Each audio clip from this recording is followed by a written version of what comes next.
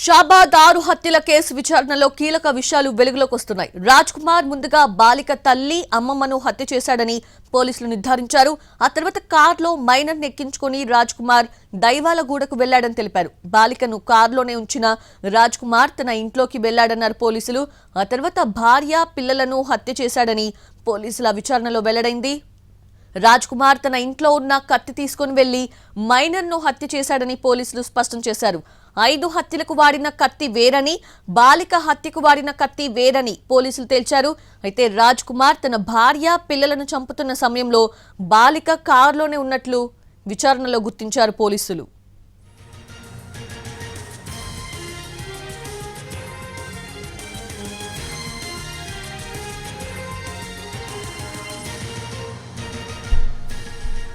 రాజ్ కుమార్ మొబైల్లో సెల్ఫీ వీడియోని గుర్తించారు పోలీసులు. 6 హత్యలకు ఒకరోజు ముందు సెల్ఫీ వీడియో రికార్డ్ చేసినట్లు గుర్తించారు. మొబైల్లో వీడియోను చూపించారు పోలీసులు. తాను అమ్మాయిని నమ్ముకొని చాలా మోసపోయానని సెల్ఫీ వీడియోలో రాజ్ కుమార్ వెల్లడించాడు. తనని ఆ కుటుంబం అన్ని విధాలా వాడుకొని మోసం చేసిందన్నారు. అప్పుల పాలయ్య, జీవితం మీద విరక్తి కలిగిందని సెల్ఫీ వీడియో రికార్డ్ చేశాడు రాజ్ కుమార్.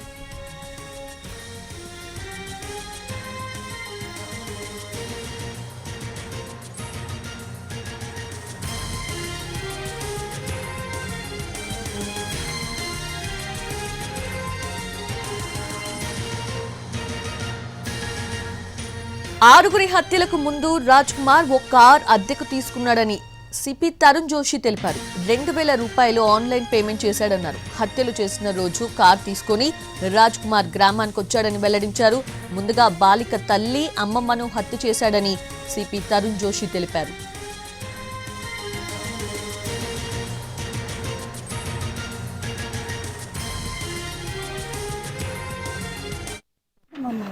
ఈ ఇన్సిడెంట్ రోజు 10th జూలై సాయంత్రం ఒక కార్ హైర్ చేశారు. అతని దగ్గర ఓన్ కార్ లేదు, he only has a scooty. ఒక హైరింగ్ కంపెనీ నుంచి ఒక కార్ హైర్ చేశారు. దానికి 2000 రూపీస్ యూపీఐ ద్వారా వాళ్ళకి భార్యకి మొబైల్ ఫోన్ నుంచి యూపీఐ ద్వారా పేమెంట్ కూడా చేశారు. ఈ కార్ తీసుకొని రాత్రిలో అరౌండ్ సమ్వేర్ అరౌండ్ ఆఫ్టర్ 10:30 ఈ విలేజ్లో వచ్చారు. తర్వాత ఫస్ట్ ఈ షాబాద్ లోకల్లో వచ్చి ఈ అమ్మాయి ఇంట్లో వచ్చారు. అక్కడ ఇమ్మీడియట్ గా ఫస్ట్ అతను ఈ అమ్మాయికి, ఇది మైనర్ గర్ల్ కి ఈ మదర్, తర్వాత గ్రాండ్ మదర్ అమ్మమ్మ ఇద్దరికి మర్డర్ చేశారు. He has used a knife. We're trying to establish knife ఎక్కడ నుంచి ప్రొక్యూర్ చేశారు. తర్వాత ఈ మైనర్ గర్ల్ కి అమ్మాయికి అక్కడ నుంచి తీసుకొని కార్లో పెట్టుకొని అక్కడ నుంచి దేవలకొండకి వచ్చారు. So we have received some CCTV footages. దాని ప్రకారం some timelines we have drawn. ఏ టైంకి ఏం జరిగింది, ఎప్పుడు ఎక్కడ ఫస్ట్ వచ్చారు, తర్వాత ఇక్కడ వచ్చారు. తర్వాత దేవలకొండలో వచ్చి ఓన్ ఇంట్లో వచ్చి ఇది భార్య ఉన్నారు, 2 పిల్లలు ఉన్నారు. ఈ ముగ్గురు మనిషికి హత్య చేశారు. అండ్ అక్కడ నుంచి మళ్ళీ ఇది ఇంటి నుంచి జస్ట్ 200 మీటర్స్ ఒక చెరువు ఉంది, అక్కడ వచ్చి ఇది అమ్మాయికి కూడా మర్డర్ చేశారు. ఇంట్లో అది సిక్కల్ యూజ్ చేశారు. ఈ అమ్మాయికి మర్డర్ కోసం వేరే నైఫ్ యూజ్ చేశారు. Maybe this murder happened first or this murder happened before. దాని గురించి we're verifying. Maybe this girl was killed before or his wife and sons were killed before. దాని గురించి further we're investigating about the sequence of that. Raj Kumar వద్ద cell phone, bus tickets స్వాధీనం చేసుకున్నామని వెల్లడించారు CP Tarun Joshi. కేసును పూర్తి స్థాయిలో దర్యాప్తు చేస్తున్నామని తెలిపారు. డెడ్ బాడీ పక్కన పాయిజన్ ఉన్నట్లు గుర్తించామన్నారు. రాజ్ కుమార్ విషం తాగినట్లు తెలుస్తోంది అన్నారు సిపి తరుణ్ జోషి. ఇది సెల్ ఫోన్ కి కొంచెం చూసాము ఇప్పుడు, just 10 minutes I was seeing that. Plus ఇంకా కొన్ని బస్ టికెట్స్ దొరికింది. దాని గురించి ఆ రోజు ఏం జరిగింది అయిపోయిన తర్వాత ఇది ట్రావెల్ చేశారా, లోకల్లో ఉన్నారా, we have to examine. We don't have that information immediately, మా దగ్గర లేదు. We have to check it up, it will take some time. Plus ఇది జస్ట్ బాడీ పక్కన ఒక బాటిల్ కూడా ఉంది. ఈ bottle is one herbicide by name Display. It is one Display is the name, పేరు ఉంది, brand name. The about 1 liter bottle ఉంది. So maybe he has consumed it. మేము ఇది PMA కోసం పంపిస్తాము బాడీ, తర్వాత వాళ్ళు కూడా ప్రిజర్వ్ చేస్తారు. So it appears from the scene of crime ప్రకారం అట్లా కనపడుతుంది. Maybe he has consumed this herbicide. So that could be the possible cause of death. ఒక సెల్ ఫోన్ దొరికింది. ఇది సెల్ ఫోన్ కి కొంచెం చూసాము ఇప్పుడు, just 10 minutes I was seeing that. నా పిల్లలకి 2 పిల్లలు, నాకు వాళ్ళకు భూమి లేకుండా చేసుకున్నాను. నా చేతులారా నేను అమ్మాయిని నమ్మి, నేను అసలు భూమి లేకుండా ఏది లేకుండా అప్పుల పాలయ్యి వాళ్ళని నమ్మి అది చేసుకున్నా. లాస్ట్కి నా మీద కేసు పెట్టి నన్ను జైలుకు పంపాలని చూస్తారు. దాంతో నన్ను ఎంత మోసం చేసినందుకు అక్షయని వాళ్ళ కుటుంబ నా పిల్లలకి 2 పిల్లలు, నాకు వాళ్ళకు భూమి లేకుండా చేసుకున్నాను. నా చేతులారా నేను అమ్మాయిని నమ్మి, నేను అసలు భూమి లేకుండా ఏది లేకుండా అప్పుల పాలయ్యి వాళ్ళని నమ్మి అది చేసుకున్నా. లాస్ట్కి నా మీద కేసు పెట్టి నన్ను జైలుకు పంపాలని చూస్తారు. దాంతో నన్ను ఎంత మోసం చేసినందుకు అక్షయని వాళ్ళ కుటుంబ నా పిల్లలకి 2 పిల్లలు, నాకు వాళ్ళకు భూమి లేకుండా చేసుకున్నాను. నా చేతులారా నేను అమ్మాయిని నమ్మి, నేను అసలు భూమి లేకుండా ఏది లేకుండా అప్పుల పాలయ్యి వాళ్ళని నమ్మి అది చేసుకున్నా. లాస్ట్కి నా మీద కేసు పెట్టి నన్ను జైలుకు పంపాలని చూస్తారు. దాంతో నన్ను ఎంత మోసం చేసినందుకు అక్షయని. రాజ్ కుమార్ చనిపోయిన ప్రదేశం నుంచి మరింత సమాచారాన్ని మా ప్రతినిధి రవి అందిస్తారు.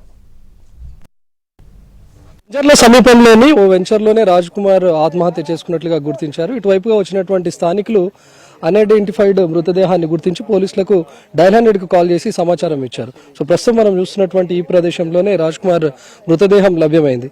ఎప్పుడైతే పోలీసులకు సమాచారం ఇచ్చారో పోలీసులు ఇక్కడికి వచ్చిన తర్వాత బాడీపై ఉన్నటువంటి డ్రెస్ ను గుర్తించారు.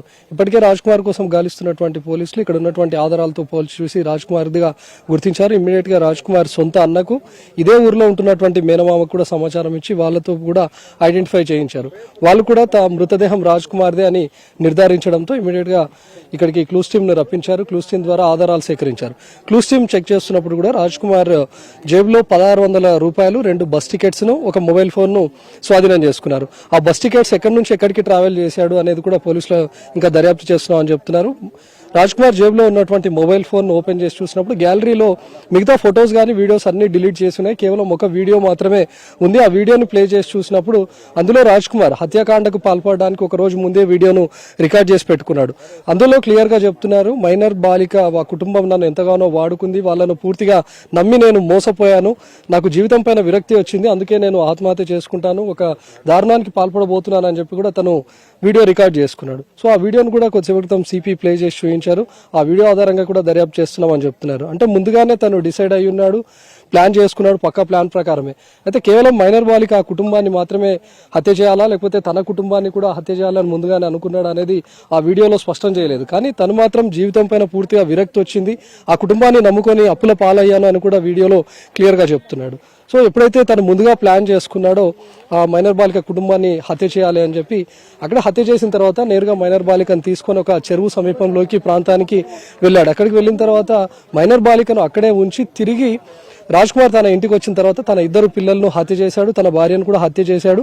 ఆ ఇంట్లో ఉన్నటువంటి కత్తిని తీసుకొని వెళ్లి మైనర్ బాలికను హత్య చేసినట్లుగా గుర్తించామని చెప్తున్నారు పోలీసులు. అంటే అప్పటి వరకు రాజ్ కుమార్ తన ఇంటికి వచ్చి తన భార్య పిల్లల్ని చంపే వరకు ఆ మైనర్ బాలిక ఎక్కడ ఉంది, తను అప్పటి వరకు సేఫ్ గానే ఉందా, ఒకవేళ సేఫ్ గా ఉన్నప్పుడు ఎందుకు పారిపోయే ప్రయత్నం చేయలేదు అనే దానిపైన పోలీసులు దర్యాప్తు చేస్తున్నామని చెప్తున్నారు. ఎందుకంటే ఫస్ట్ ఇంట్లో మైనర్ బాలిక తల్లి వాళ్ళ నాన్నమ్మని చంపడానికి వాడినటువంటి అదే కత్తితో రాజ్ కుమార్ తన భార్య పిల్లల్ని చంపాడు. కానీ ఈ మైనర్ బాలికను చంపడానికి వాడినటువంటి కత్తి మాత్రం డిఫరెంట్ గా ఉంది. అది ఇంట్లో నుంచి తీసుకొచ్చినటువంటి కత్తిగా గుర్తించారు. అంటే అప్పటి వరకు తను ఎక్కడ ఉంది, లేకపోతే అప్పటికే తనని ఏమైనా గొంతు నులిమి చంపిన తర్వాత తిరిగి వచ్చి చాకుతో గొంతు కోసాడా అనే దానిపైన పోలీసులు ఇంకా దర్యాప్తు చేస్తున్నామని చెప్తున్నారు.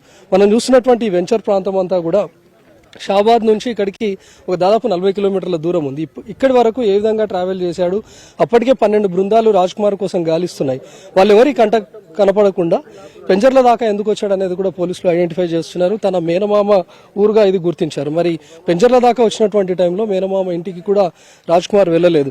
ఇన్ కేస్ కాంటాక్ట్ అయితే నేను పోలీసులకు పట్టుబడి పోతాను అని కూడా రాజ్ కుమార్ భావించి ఉంటాడు. ఎందుకంటే అప్పటికే కుటుంబ సభ్యులు ప్రతి ఒక్కరి ఇంటి వద్ద కూడా పోలీసులు ఉన్నారు. తను వాడేటటువంటి సిమ్ ఫోన్లను కూడా ఎప్పటికప్పుడు ట్రాక్ చేస్తున్నారు. రాజ్ కుమార్ దగ్గర ఒక మొబైల్ ఫోన్ ఉన్నప్పటికీ కూడా దాంట్లో సిమ్ కార్డు ఉన్నా దాని నుంచి కాల్స్ మాట్లాడినా ఇమ్మీడియట్ ట్రాక్ అయ్యి రాజ్ కుమార్ ను గుర్తించే అవకాశం ఉండడంతో దాన్ని ఫ్లైట్ మోడ్ లో పెట్టినట్లుగా పోలీసులు గుర్తించారు. కేవలం ఎప్పుడైతే తను ఆత్మహత్య చేసుకుంటాడో పోలీసులు ఆ మొబైల్ ఫోన్ ను స్వాధీనం చేసుకోగానే ఆ వీడియో చూడాలి అనే ఉద్దేశంతోనే గ్యాలరీలో ఉన్నటువంటి ఫొటోస్ గానీ వీడియోస్ ని గానీ అన్ని డిలీట్ చేసి కేవలం తను రికార్డ్ చేసినటువంటి సెల్ఫీ వీడియోని మాత్రమే ఉంచాడు. అంటే ముందుగా తను చేసుకున్నటువంటి ప్లాన్ ప్రకారమే ముందుగా ఒక సెల్ఫీ వీడియోని రికార్డ్ చేసుకున్నాడు ముందు రోజు. ఆ నెక్స్ట్ డేనే కుటుంబంతో సరదాగా గడిపాడు.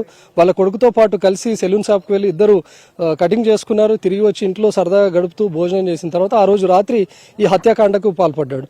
సో కేవలం ఆ కుటుంబాన్ని మాత్రమే అంతమొందించాలా, తన కుటుంబాన్ని కూడా అంతమొందించాలా అనేది కూడా ముందుగానే ప్లాన్ చేసుకున్నట్లుగా తెలుస్తుంది. ప్రస్తుతం ఉన్నటువంటి బస్ టికెట్స్ ఆధారంగా తను ఎక్కడి నుంచి ఎక్కడికి ట్రావెల్ చేశాడు అనే దానిపైన పోలీసులు ఇంకా వెరిఫై చేస్తున్నారు. ఒకవేళ తను తప్పించుకోవాలి అని అనుకుంటే అదే బస్సులో డెస్టినేషన్ ప్లేస్ దాకా వెళ్ళి అక్కడి నుంచి పారిపోయే ప్రయత్నం చేయొచ్చు. కానీ ముందుగానే వాళ్ళ నాన్న కాల్ చేసి చెప్పాడు ఆత్మహత్య చేసుకుంటాను అని. కాబట్టి మరి పెంజర్ల ప్రాంతానికి ఏ విధంగా వచ్చాడు, ముందుగా కొత్తూరుకి ఏ విధంగా రీచ్ అయ్యాడు, తను పాయిజన్ తాగి ఆత్మహత్యకు పాల్పడ్డాడు కాబట్టి ఆ పాయిజన్ బాటిల్ని ఎక్కడ కొనుగోలు చేసి ఉంటాడు అనే దానిపైన కూడా పోలీసులు ఇంకా దర్యాప్తు చేస్తున్నారు.